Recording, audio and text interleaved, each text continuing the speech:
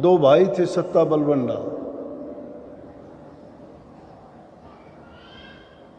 अब गुरु के दरबार में रहता है, पवित्र प्रसाद खाता है, गुरु के दर्शन करता है, उनकी पवित्र वाणी वचन सुनता है, उस इंसान का तो जीवन बदल जाना चाहिए।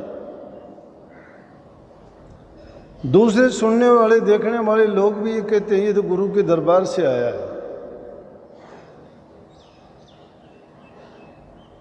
खुसरुद्दीन ने तो कहते हैं कि पता नहीं 60-70 ऊंट पर उसका सामान लदा हुआ था, हीरे जवाहरात उसमें सोने चांदी के भी वो थे। उसने देखा कि कोई आदमी गुरु के पास से आया, उसको दान में दे दिए कि ये ले जा, तू तो गुरु के घर से आया है। धर्म से जो इंसान जुड़ता है, आशाएं लोगों की ये होती हैं कि गुरु को मानता है, ये भक्ति करता है, ये धर्म के रास्ते पे चलता है, इसलिए इसमें बुराई नहीं होगी।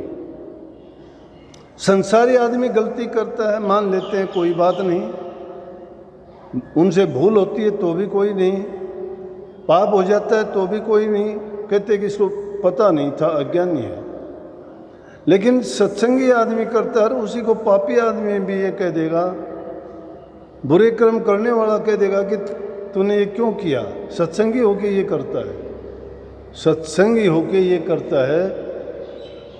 आपको इस बात पे रीस नहीं होनी चाहिए कि पापी आदमी आपको कह रहा है, वो नित्य पाप करता है और आपको कहता है, क्योंकि आपसे अपेक्षाएं ये हैं कि आप सत्संगी हो, कोई गलत काम नहीं करोगे, कोई पाप कर्म नहीं करोगे, कोई झूठ कपट की बात नहीं करोगे, कोई हेरा फेरी और चोरी नहीं करोगे।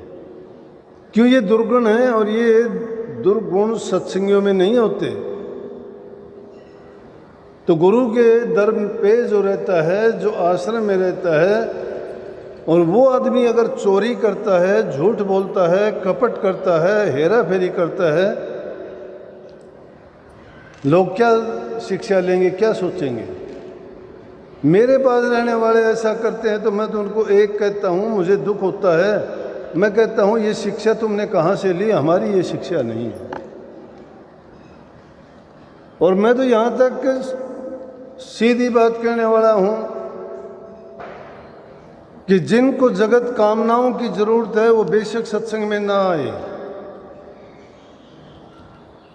उनके लिए हमारा उपदेश नहीं है। हमारा उपदेश उन लोगों के लिए है जो अपने घर जाना चाहते हैं, जो अपना कल्याण चाहते हैं।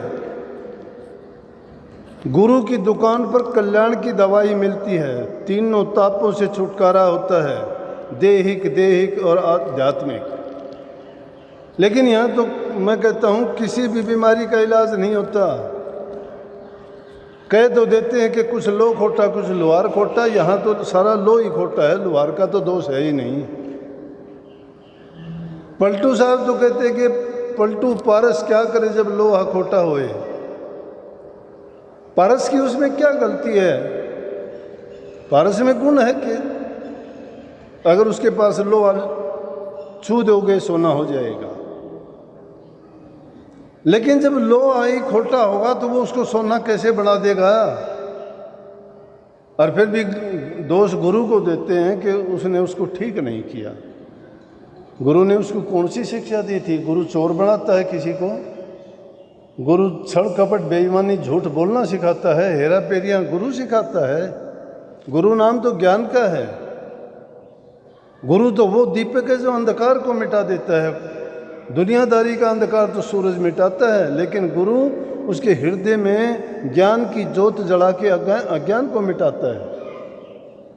और फिर भी उसका अज्ञान नहीं मिटता, अभागा जीव है वो। फिर उसमें गुरु को धर्म को दोष देने की क्या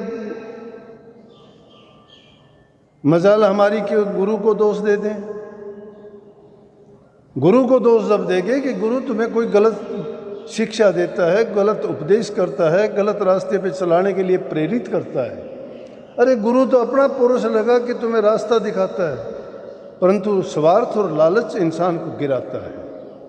जो इंसान स्वार्थ में बन जाता है उसकी हृदय की आंखों पर पट्टी बन जाती है। ये आंखें फूट जाए, अंधा हो जाए, कोई बात नहीं। सूरदास ने जानबूझ के अपनी आंखें फोड़ ली थी, कि संसार की चीज़ें अगर देखूंगा कि इन्होंने एक बार देखने से ये ऐसी गलती कर दी थी, इसलिए मैं इन आँखों से देखना नहीं चाहता दुनिया को, लेकिन हृदय की आँख खोली तो सारा का सारा उन्होंने कृष्ण जी के जो वाणी शब्द और उनके बारे में प्रेम और विरह की जो बातें लिखी वो हृदय में ज्ञान से लिखी थी।